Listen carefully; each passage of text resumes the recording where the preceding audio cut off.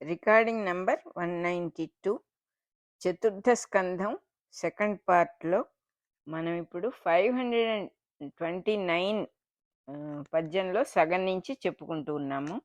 ఇంద్రుణ్ణి చంపే ప్రయత్నం మానేసి మంచి మంత్రాలతో, బాగా వీర్యవంతములైన మంత్రములతో, అంటే బాగా స్ట్రాంగ్గా ఉండే మంత్రంతో ఆహ్వానం చేస్తే ఇంద్రుడు కిందకు వస్తాడు. అంటే ఆ సమర్థత ఋషులకు ఉన్నది. అక్కడ ఎవరైతే ఋత్విక్కులుగా ఉండి యజ్ఞాన్ని నడుపుతూ ఉన్నారో వాళ్ళు చెప్తున్నారన్నమాట. ఏమని? బాగా పవర్ఫుల్గా ఉండే మంత్రాలని చదివి ఇంద్రుణ్ణి ఆహ్వానిస్తాం మేము, అంతే తప్ప అతన్ని చంపే ప్రయత్నం నువ్వు చెయ్యొద్దు. ఎందుకంటే ఇంద్రుడు అంటే ఇంద్రియాలకు అధిపతి అయిన కాలస్వరూపుడే, ఎవరో వేరే ఎవడో కాదు. ఆయుర్దాయం అంటే అతనే. ఈ ఋషులకి ఆ శక్తి ఉన్నది, ఆయన్ని పట్టుకొని రాగలిగినటువంటి మంత్రాల మహిమతో వాళ్ళు చక్కగా ఆయన్ని పట్టుకురాగలము అని చెప్పి చెబుతూ ఉన్నారు. వాళ్ళ ఋషుల మహిమ వల్ల ఏమవుతోందిట, పుష్టికరంగా ఉన్న చక్కగా శక్తినిచ్చే ఆహారాన్ని తీసుకొని ప్రాణ ప్రవృత్తులు అనే అగ్నులన్నీ కూడా ఇంద్రుడి వీర్యంతో ఆహ్వానించి శుక్రంలో ప్రతిష్ఠిస్తారు. అప్పుడు ఋత్విక్కులు వానిని పట్టి హోమం చేయడానికి వీలవుతుంది అని చెప్పి చెప్తూ ఉన్నారనమాట. దక్షిణాగ్ని అంటే దాంపత్యముట. ఇది యజ్ఞమయ జీవితం వల్ల పవిత్ర దాంపత్యమైన సత్సంతానం, మంచి పిల్లలు పుట్టడానికి పవిత్రంగా దాంపత్యం గనక ఉంటే మంచి పిల్లలు పుట్టడం అనేది జరుగుతుంది. కాబట్టి మళ్ళీ ఇంద్రుడు ఇహలోకంలో బంధించబడినట్టుగా అవుతుంది అని చెప్పి చెబుతున్నారు. ఇంద్రుణ్ణి పట్టి బంధించి ఇంద్రుణ్ణే నెక్స్ట్ జనరేషన్గా పెట్టేద్దాము అని ఐడియా చెప్పారు వీళ్ళు ఋషులు. అంటే ఏంటిట, గృహస్థ ధర్మాన్ని అనుసరిస్తూ వేదమయమైన చక్కటి యోగ మార్గంలో మోక్ష సిద్ధిని సంతానానికి ఉపదేశించి చక్కగా సృష్టిలో మంచి సంప్రదాయాన్ని నిలబెట్టొచ్చు అని చెప్తూ ఉన్నారు వీళ్ళు. ఊర్ధ్వగతి అంటే పైకి వెళ్ళేటటువంటి ప్రయాణం, గతి కాకుండా ఊర్ధ్వగతి అనే పేరుతో వీళ్ళు ఏం చేస్తున్నారు, గృహస్థులు కాకుండా సన్యాసాశ్రమం తీసుకొని అది బ్రహ్మచర్యాన్ని చేయటం అనేది నిషిద్ధం, అది కరెక్ట్ పద్ధతి కాదు. అట్లాగని అన్నీ ఆపుకొని నొక్కుకొని ఇంద్రియాలన్నిటినీ పైకి రాకుండా చేయటం అంతకంటే కూడా చెడ్డ పని. ఇంద్రియాలకు దాసుడవ్వకూడదు, ఇంద్రియాలని టోటల్గా నొక్కుకోకూడదు. అంతేకాకుండా శరీరం భస్మమే కదా చివరికి మిగిలేది అని చెప్పి దాన్ని కేర్లెస్గా తిరస్కరించటం, దాన్ని లెక్క చేయకుండా ఉండటం, అది కరెక్ట్ కాదు. ఇవన్నీ కాకుండా సరైన పద్ధతిలో 100 యజ్ఞాలని ఎలా పూర్తి చేయాలి అంటే ఇదే మార్గము అని చెప్తూ ఉన్నారు వాళ్ళు. ఇది జీవిత పరమార్థమైన అర్థవాదం. ఇది మొత్తం మన జీవితాలకు సంబంధించినటువంటి కథ. అర్థవాదం అంటే అర్థము ఉన్న వాదము, ఏదో ఎక్కడో నేల విడిచి సాము చేయటం కాదు, ఇంప్రాక్టికల్ కాదు, చెయ్యవలసిన పని గురించే వీళ్ళు చెప్తూ ఉన్నారన్నమాట ఈ ఋషులు. ఆ పాషండ జీవితం ఏమో నిషిద్ధం. పాషండ జీవితం అంటే అన్ని నొక్కుకొని వదిలే, ఏ సుఖాలు పొందకుండా ఉండే పద్ధతి, అది మంచి పద్ధతి కాదు. అట్లాగని ఇంద్రియాలకు దాసుడవటము మంచిది కాదు. ఇవన్నీ ఇలా ఉన్నాయి కాబట్టి 100 యజ్ఞాల కథ అనేటటువంటిది చాలా చోట్ల వర్ణించారుట. సూర్యవంశ కథల్లో సగరుడు అనే ఆయన వృత్తాంతం కూడా అదే కదా. పూర్వీకులందరూ ఎక్కడో గుహలో బూడిదైపోతే ఆ పితరుల్ని ఉద్ధరించటం కోసమని భగీరథుడు గంగని తీసుకొని రావటం భూమి మీదకి, వాళ్ళకి ఉత్తమ గతులు కల్పించటం. అంటే ఈ సిస్టమేటిక్గా ముందు ముందు రాబోయే తరాలకు ఒక గైడెన్స్, ఒక చక్కటి జీవితము ఏర్పాటు చేయటం కోసమని ఋషులు ఎంత తాపత్రయపడుతున్నారు అంటే, నిస్వార్థ సేవ సృష్టికి వాళ్ళు ఎలా చేస్తున్నారు అని ఎన్నోసార్లు రుజువైంది ఇక్కడ అని చెప్పి చెబుతూ ఉన్నారు. 100వ యజ్ఞము అంటే ఈ టోటల్గా వీళ్ళకి ఒక మంచి పద్ధతిని జీవితంలో అనుసరించడానికి ఒక మంచి పద్ధతిని ఎస్టాబ్లిష్ చేయటం కోసం 100 యజ్ఞాల కథ అనేది అనేక చోట్ల చెప్పారు. అదే రకంగా ఇప్పుడు దిలీపుడు చేస్తూ ఉన్న నూరో యజ్ఞంలో రఘుమహారాజు ఇంద్రుణ్ణి జయించి మళ్ళీ గుర్రాన్ని యజ్ఞశాలకు తీసుకొని రావటం వర్ణించారు. అక్కడ పుణ్య దాంపత్యం ఉన్నది. దక్షిణాగ్ని అనే పుణ్య దాంపత్యాన్ని, ఆ కామమును కాళిదాసు ఒక కామధేనువుగా ఆయన పుస్తకంలో రఘువంశంలో వర్ణించారుట. రఘు మహారాజుకు గుర్రం కనపడలేదుట. కనపడకపోతే అప్పుడు ఆయన ఏం చేశాడంటే కామధేనువు మూత్రంతో కళ్ళు కడుక్కుంటే చక్కగా ఇంద్రుణ్ణి గుర్రాన్ని చూడగలిగాట రఘు. అంటే ఇదే యజ్ఞం మళ్ళీ మళ్ళీ జరుగుతూ ఉన్నది, దీన్ని ఎస్టాబ్లిష్ చేయడానికి ఎంతమందో ప్రయత్నిస్తూ ఉన్నారు అనేది మన పురాణ కథల్లో ఎస్టాబ్లిష్ చేశారు. ఇట్లా సరస్వతి ప్రసన్నులైన ఋషులు అనే కవులందరూ కూడా ఈ ఇతిహాసాన్ని అనేక రకాలుగా తీర్చిదిద్దారు అంటున్నారు. ఇట్లా పృథు చక్రవర్తిని ఇప్పుడు ఎట్ ప్రజెంట్ మనం చదువుతూ ఉన్నది పృథు చక్రవర్తి 100వ యజ్ఞం కాబట్టి ఋషులందరూ పృథు చక్రవర్తిని ఆపేసి ఇంద్రుడి మీద కోపంతో రకరకాల హోమాలు చేస్తూ ఉన్నారన్నమాట. కోపించటము అంటే అర్థం ఏమిటంటే ఇక్కడ దేహంలో ఇంద్రశక్తిని ప్రతిష్ఠించటము చెప్పారు కదా. దేహంలో వాడిని బంధించేసి వాడిని పట్టుకొని బంధించేస్తాం అని చెప్పారు కదా. ఎంతో కాలం మా దేహమునే మృత్యువు నుంచి తప్పించాలనే ప్రయత్నం అన్నమాట. దీర్ఘజీవితత్వము ఆయుర్వేదంలో చెప్పారుట. అంటే లాంగ్ లైఫ్ అనేది ఆయుర్వేదంలో ఉన్నది. దేహంలో ఎప్పటికప్పుడు రకరకాల కొత్త రక్తము కొత్త మాంసము వచ్చేటట్టుగా చేసేటటువంటి యజ్ఞం ఒకటి ఉన్నది. అది రసాయనము అని ఋషులు దర్శించుకున్నారు. అది రోగం ఉన్న వాళ్ళకి రోగం తగ్గిపోవటం, ఆరోగ్యవంతుడికి చక్కటి ఆహారంతో మంత్రపూతంగా రసాయనము అనే పేరుతో బాగా చెప్పారుట దీన్ని. ఇది కాకుండా ప్రాణశక్తికి బలం ఇచ్చేటటువంటిది వాజీకరణము అనే ఇంకో యజ్ఞం కూడా చెప్పారుట. ఇది కాకుండా సంతానం కలగటం కోసం వృష్యము అనే ఇంకొకటి కూడా చెప్పారుట. ప్రాణము దేహము ఈ రెండిటి సామరస్యం అంటే బ్యాలెన్స్, అదే అసలైన ఆయువు అనే నిర్వచనానికి వాళ్ళు వచ్చారనమాట. మొత్తానికి అది ఫైనల్ చేశారు. ఆయువు అంటే ఏమిటంటే ప్రాణము దేహము ఇవి రెండు చక్కగా బ్యాలెన్స్ చేయబడటమే అని. ఈ సామరస్యాన్ని ఎంతో కాలం ఆపటానికే సదాచార కాండ నుంచి మనువు నుంచి ఆయుర్వేదం వచ్చింది మనకి. ఈ సామరస్యాన్ని బ్యాలెన్స్ చేయటం అనేది ఎస్టాబ్లిష్ చేయటం కోసమే మనువు నుంచి ఆయుర్వేదం అనేది మనకు వచ్చింది అసలు అంటున్నారు. ఇవి కాకుండా ముసల్తనాన్ని మృత్యువుని జయించటానికి కూడా ప్రయత్నాలు జరిగినాయి. ఈ ప్రక్రియనే కాయకల్పము అని అంటారుట.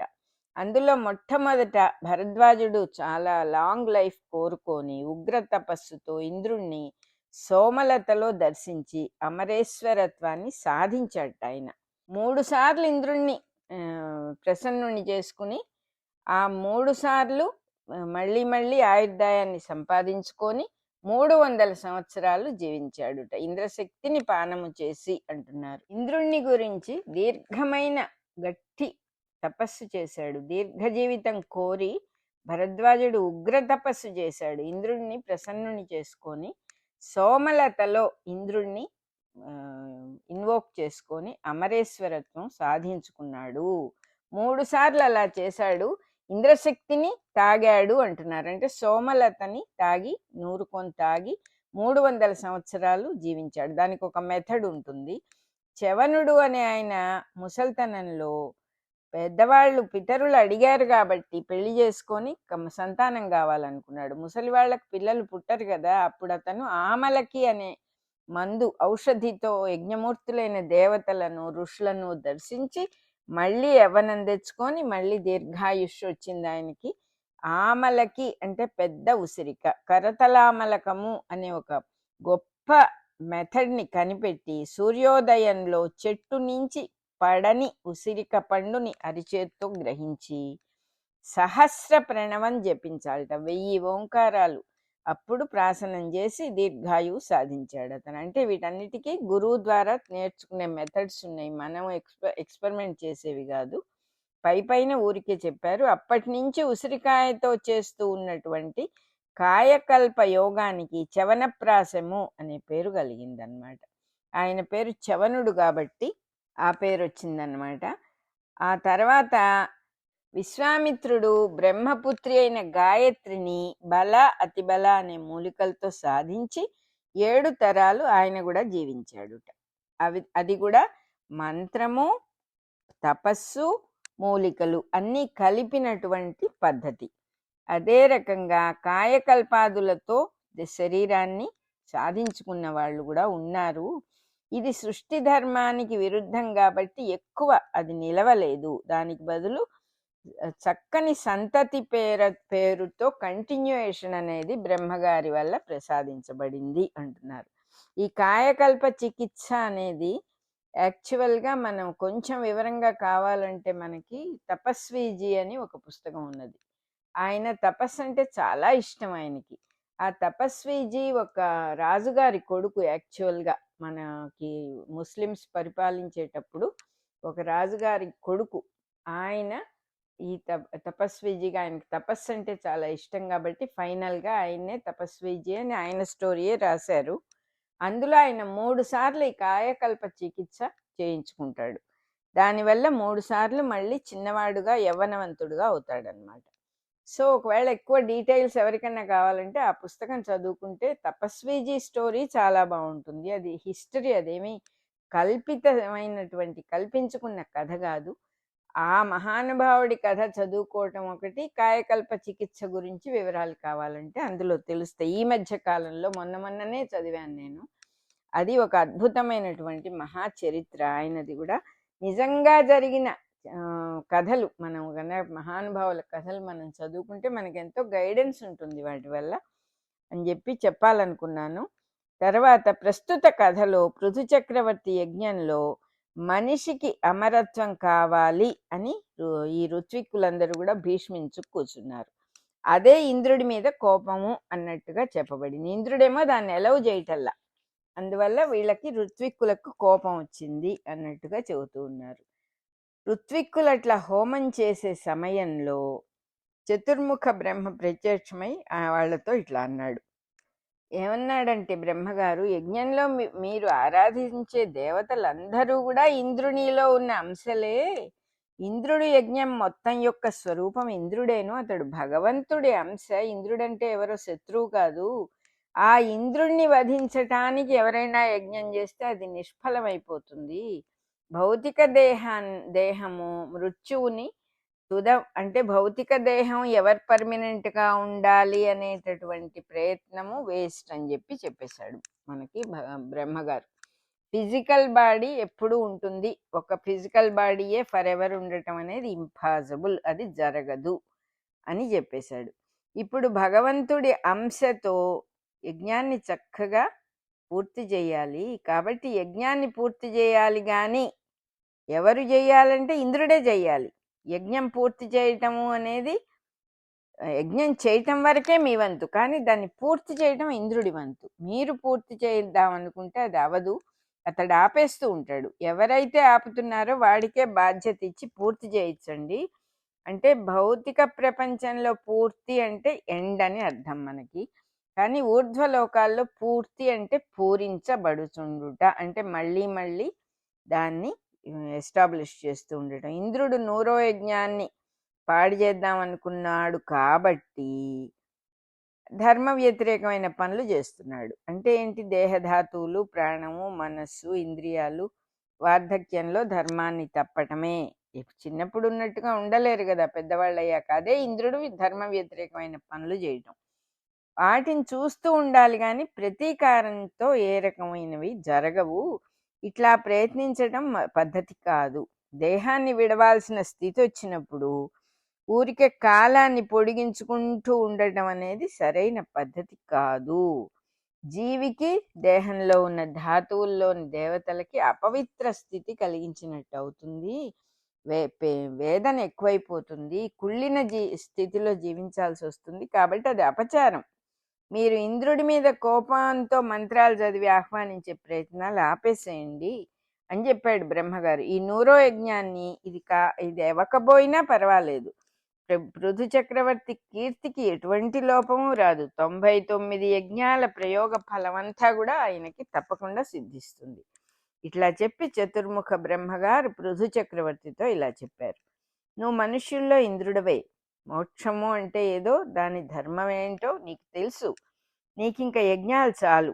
అంటే అర్థం ఏంటంటే దేహాల్లోనూ తన యందు ఉన్న అంతర్యామికి తనను తాను సమర్పించుకోవటం, దానివల్లనే జనన మరణాలనేటటువంటి చక్కర్లో నుంచి బయటపడి జీవుడు మోక్షం సాధించటం. అట్లాంటి వాడికి దేహం ఉన్నా లేకపోయినా ఏమి తేడా ఉండదు. కాబట్టి 100వ యజ్ఞం కోసం దేనికి నీకు పట్టుదల అని అడిగాడు.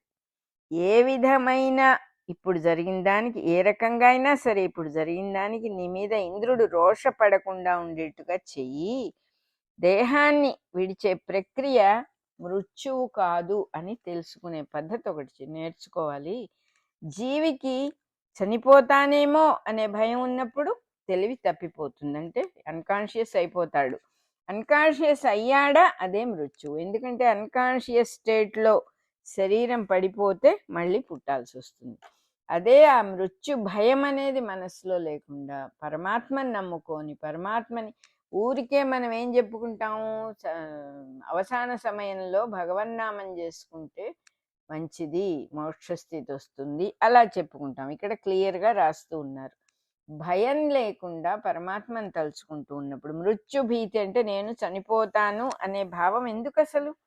అది అసలు ఆ భావం లేకుండా ఉంటే మృత్యువే లేదు అని చెప్పి చెప్తూ ఉన్నారు. మృత్యు భీతి లేని వాడికి తెలివి తప్పదు. అప్పుడు దేహం విడిచినా చనిపోడు, అంటే తెలిసిపోతుంది మృత్యు అంటే ఏమిటో విషయం వాడికి అర్థమవుతుంది. ఏమిటిటా మృత్యు అంటే? ఒక ద్వారం దాటటమే, న్యాయంగా అంతకంటే ఏం లేదు. కళ్ళు మూసుకున్నప్పుడు అదేదో పెద్ద విషయంలాగా భయంగా తెలివి తప్పినప్పుడు అయ్యో ఈ భయంకర స్థితి నాకు వచ్చిందే, వస్తుందేమో, ఇవన్నీ మన భావాలు. కాబట్టి తెలివిగా గనక ఉంటే దేహం విడిచినా చనిపోడు. భయం లేనప్పుడు మృత్యువుతో ఫేస్ చేయాల్సినటువంటి ప్రాబ్లమే లేదు. ఎదిరించటం అంటే భయపడటమే కదా. అట్లా భయపడిన వాడికి మృత్యు ఎట్లాగూ తప్పదు. నీకు ఇంద్రుడికి ఇద్దరికి కూడా శుభమగుగాక. నీ మనస్సులో బదిగుళ్ళన్నీ వదిలేసి నేను చెప్పేది విను. జీవుడు అనేవాడు ఎప్పుడు ఒక్క క్షణం కూడా మృత్యువు గురించి ఆలోచించకూడదు. ఎందుకంటే వాడికి న్యాయంగా మృత్యువు లేదు. లేనిది ఉన్నట్టుగా భావించినందువల్లనే వాడికి అది కలుగుతోంది. కాబట్టి దైవంతో నిలపబడిన యజ్ఞాన్ని పట్టుదలతో సాధించాలని ప్రయత్నం చేయొద్దు. దైవమే ఆపుతున్నాడు ఈ యజ్ఞాన్ని, నువ్వు మళ్ళీ మళ్ళీ అదే చేయాలనుకోవద్దు. ప్రకృతి సహజ ధర్మాలను ఎదుర్కోకూడదు. దానివల్ల రోషము దుఃఖము అన్నీ కలుగుతాయి. అసలు తెలివి మాటుబడిపోతుంది.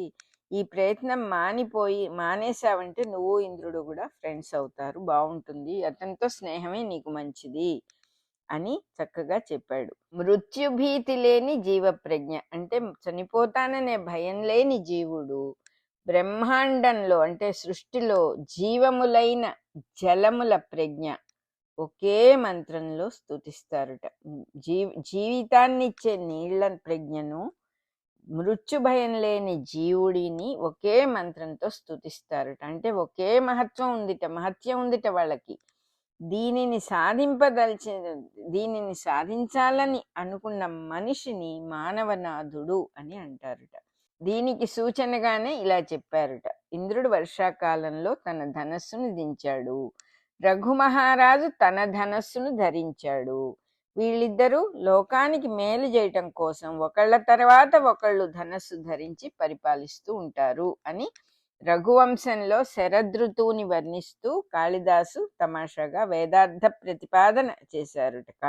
మహాకవి కాళిదాసు చాలా అద్భుతమైనటువంటి వస్తుధ్వనితో ఈ ప్రతిపాదన చేశారు ఆయన. అంటున్నారు, నీ యజ్ఞాన్ని ఆపేసే సంకల్పంతో గుర్రాన్ని ఎత్తుకుపోయిన ఇంద్రుడేమీ సామాన్యుడు కాదు, అసాధ్యుడాయన, దేవతలలో గొప్పవాడు, మిక్కిలి పట్టు విడవకుండా ఉండేటటువంటి స్వభావం ఉన్నవాడు. ఇంకా కూడా నువ్వు ఎదిరించావంటే ఇంద్రుణ్ణి ధర్మ వ్యతిరేకత ఎక్కువైపోతుంది. ఎందుకంటే పాషండమైన బుద్ధులన్నీ కూడా అతను మనుషులను ఆకర్షిస్తాడు ఇంకా ఆ రూపాలతో.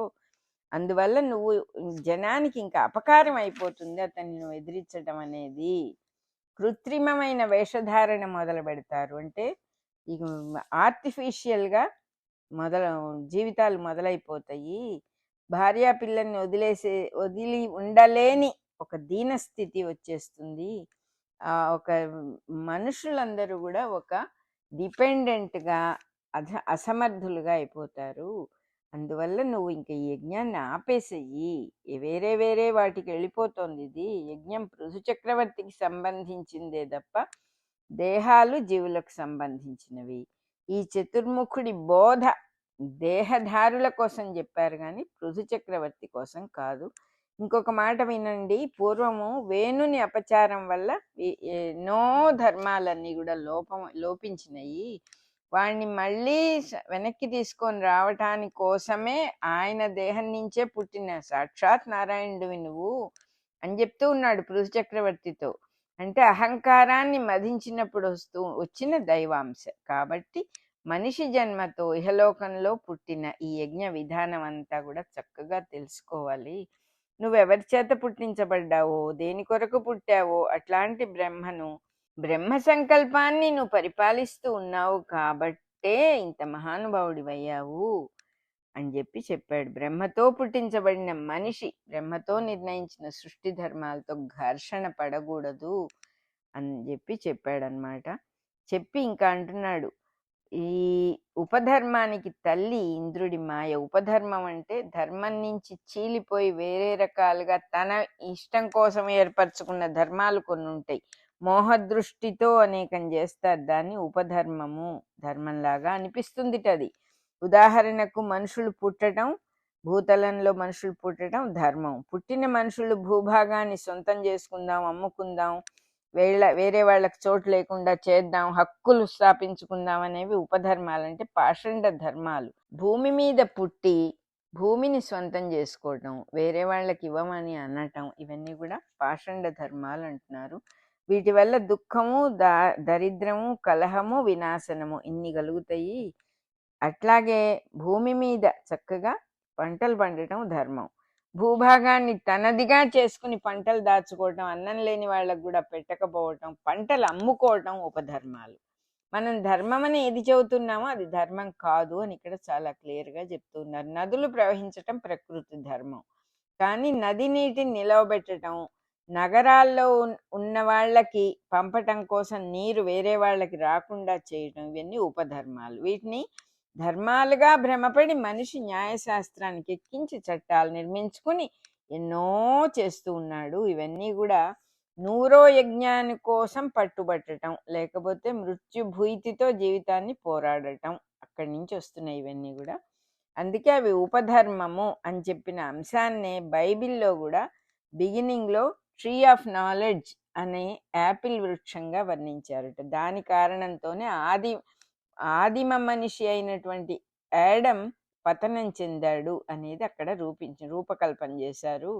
బ్రహ్మగారు ఈ విధంగా చెప్పగానే పృథు చక్రవర్తి అతని ఆజ్ఞ ప్రకారం దేవేంద్రుడితో చక్కగా స్నేహం చేసుకున్నాడు.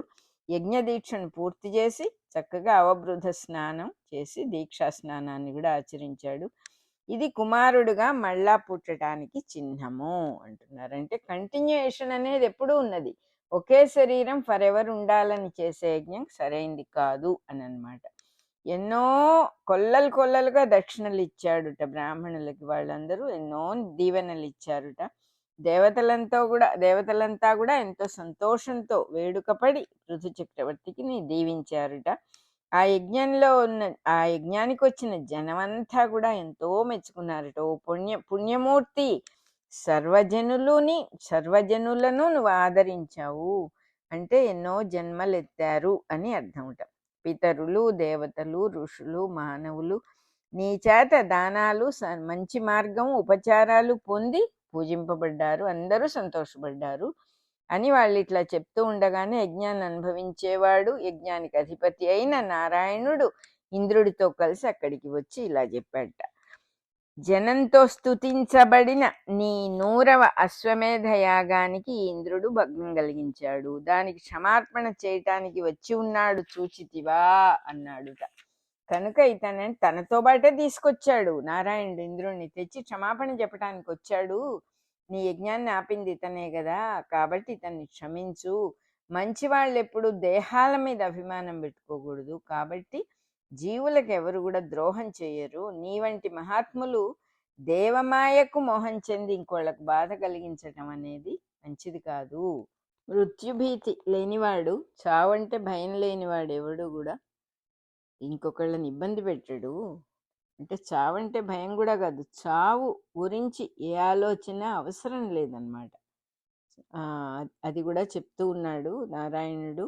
ఉదాహరణకు చనిపోతాననే భయం గనక ఉంటే గబగబా పిల్లలు పెళ్ళిళ్ళు చేసి పిల్లలకు చదువులు చెప్పించి ఏదో ఒక రకంగా నీతి నియమాలన్నీ వదిలేస్తాడు. ఎందుకంటే ఒక పక్కన భయం, ఎప్పుడు పోతానో తెలియదు అనేటటువంటి బుద్ధి వల్ల లంచం తీసుకుంటాడు, దొంగతనం చేయొచ్చు, అసత్యం చెప్పొచ్చు, అప్పులు ఎగ్గొట్టచ్చు, హత్యలు చేయొచ్చు.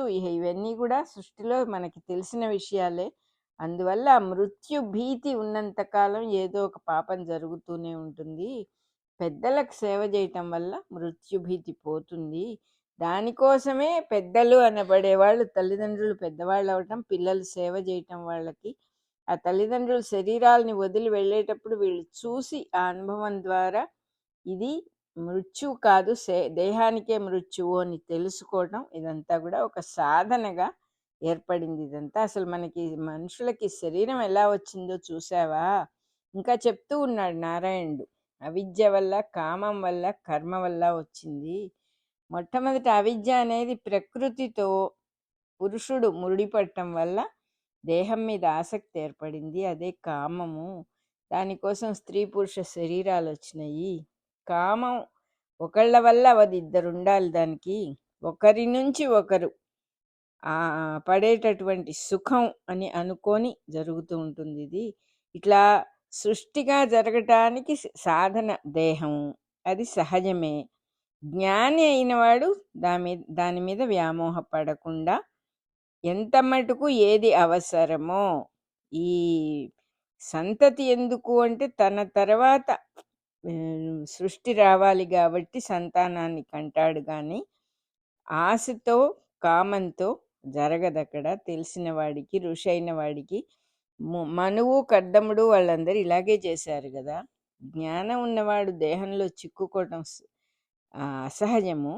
జ్ఞానం పొందినవాడు ఎప్పుడు దేహ విషయాల్లో చిక్కుకోడు. కాబట్టి దేహం నుంచి వచ్చిన గృహము, భార్య మొదలైన వాటి మీద మమకారం వాళ్ళకు ఉండదు. అది విడిగా చెప్పక్కర్లేదు.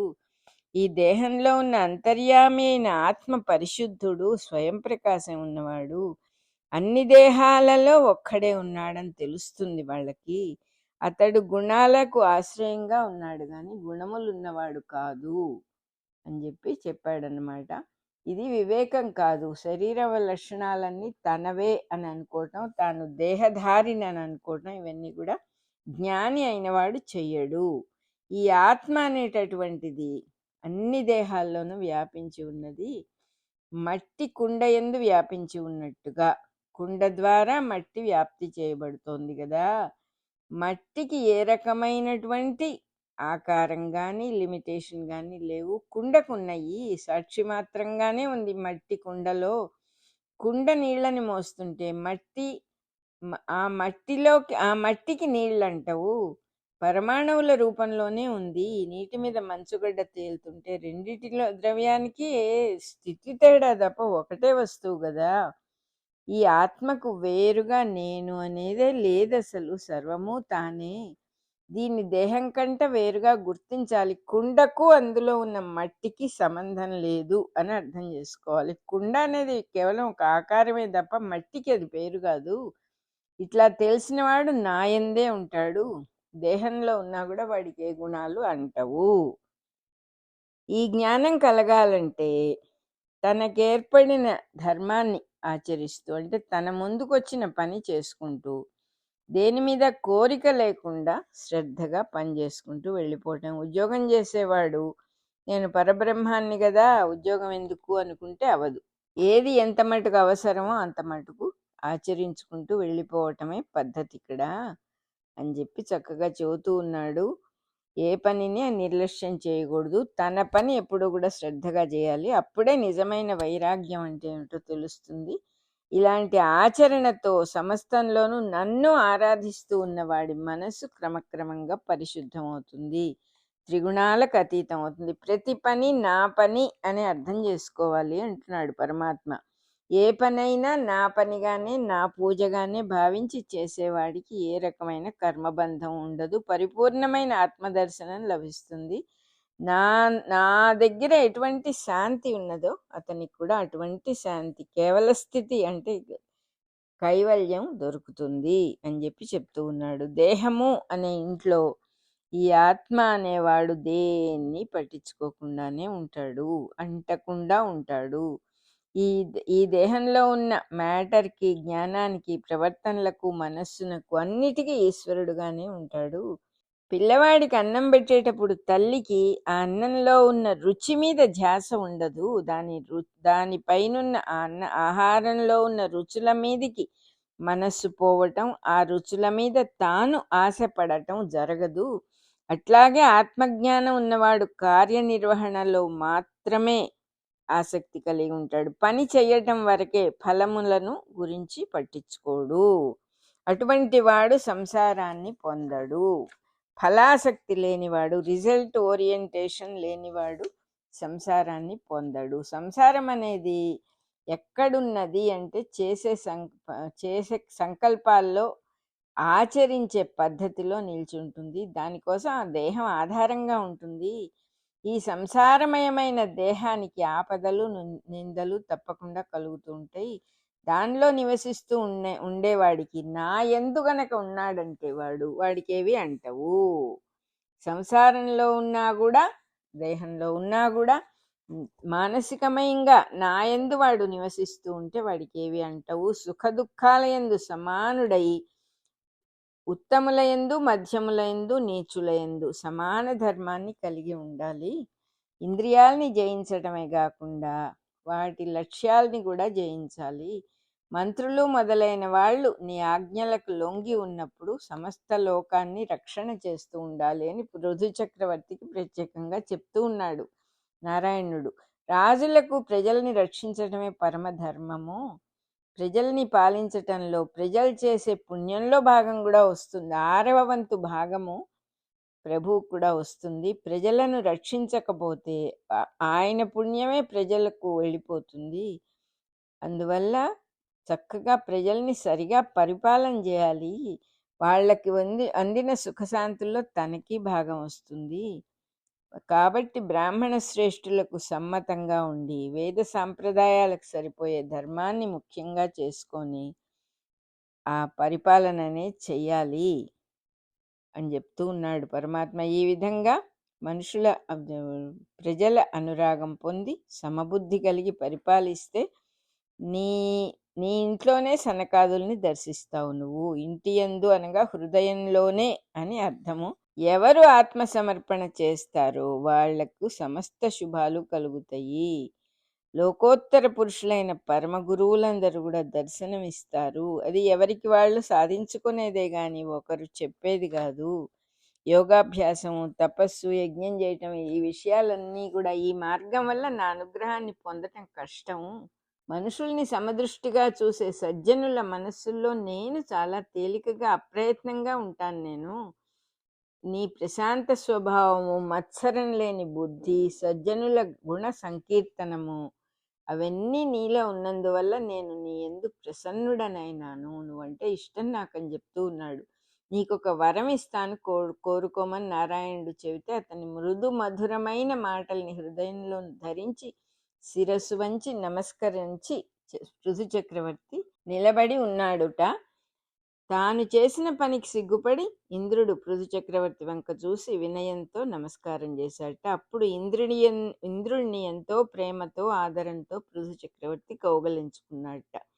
లోకపాలకత్వం చేసిన ఇంద్రుడు, భూపాలకత్వం చేసిన పృథు చక్రవర్తి ఇట్లా చక్కగా స్నేహంగా ఉండటం అనేది చాలా గొప్ప విషయం. దేవతలు కూడా సంతోషించేటటువంటి విషయం అన్నమాట. పృథు చక్రవర్తి నారాయణుడి పాదపద్మాలు పట్టుకొని నమస్కారం చేశాడు. నారాయణుడు ప్రయాణానికి సిద్ధపడి చక్రవర్తిపై కరుణతో ఇంకా కొంచెంసేపు అక్కడే నిలబడిపోయాడు. సజ్జనుల గుణాగుణాలకు సంతోషించి ఏ సంకోచము లేకుండా వాళ్ళ పాదాలు పట్టుకొని భక్తితో నమస్కరించే వాళ్ళకి నారాయణుడి పాదాలే అవి అని అర్థం అంటున్నారు. నారాయణుడు బయలుదేరి వెళ్ళిపోయే తొందరలో ఉన్నాడంటే ఎదటి వారిలో అంతర్యామిగా విస్మృతిలోనికి సులభముగా పోవుచుండుట. నిరంతర భక్తి గలవారి విషయంలో అలా జరగదు. నారాయణుడు తొందర పడడుట. నిరంతర భక్తి ఉన్న వాళ్ళ విషయంలో నారాయణుడు తొందర పని ఉన్నా కూడా ఆగుతాడు అని విశేషార్థం అని చెప్పి చెప్తూ ఉన్నారు. ఇట్లా తన మీదే అనుగ్రహంతో నారాయణుడు ఇంకా కూడా కొంచెంసేపు ఆగటం చూసి ఈయనకి చాలా ఆనందం వచ్చింది. కళ్ళల్లో అంతా నీళ్లు నిండి స్వామిని సరిగా చూడలేకపోయాడు. అట్లా కాకుండా ఆనంద బాష్పాల పారవస్యంతో నారాయణుణ్ణే చూశాడుట. మిగిలిన సమయాల్లో ఎదుటి వాళ్ళు వేరే వాళ్ళు కనపడొచ్చు కానీ ఆనంద బాష్పాల వల్ల నారాయణుడు ఒక్కడే కనపడ్డాడు. భక్తి పారవస్యంతో ఎవడైనను కూడా నారాయణుడి రూపమే అని చెప్పి చెప్తూ ఉన్నారు. కంఠము లోపల నుంచి మాట రాకుండా అయిపోయింది. తన హృదయంలోనే నారాయణుడిని కౌగిలించుకుని ఆయన దివ్య రూపాన్ని ధరించాడు అని చెప్పి చెబుతూ ఉన్నారు. కంటికి కనిపించే వాళ్ళల్లో వాళ్ళని చూడటంలో తృప్తి లేదు, వాళ్ళల్లో అంతర్యామిని చూసినప్పుడే తృప్తి కలుగుతుంది అని అర్థం అన్నమాట. ఎదట ఉన్న భౌతిక దేహం అంటే ఫిజికల్ బాడీ చూసి మానవుడని, చుట్టమని, పక్కమని, స్నేహితుడని, శత్రువని భావించకూడదు. అతడు దివ్య పురుషుడైన సాక్షాత్తు నారాయణుడే అని భావించాలి. ఎవడైనా ఏ పేరున్నా ఎటువంటి చుట్టరికాలున్నా లోపల ఆత్మగా ఉన్నవాడు నారాయణుడే అనే మాట ఇప్పుడు కూడా మర్చిపోకూడదు అని చెప్పి హెచ్చరిస్తూ ఉన్నారు ఇక్కడ. ఆ సమయంలో పృథు చక్రవర్తి ఇట్లా అంటూ ఉన్నాడుట. మన రికార్డింగ్ నెంబర్ 192 అయిపోయింది. మళ్ళీ చెప్పుకుందాం.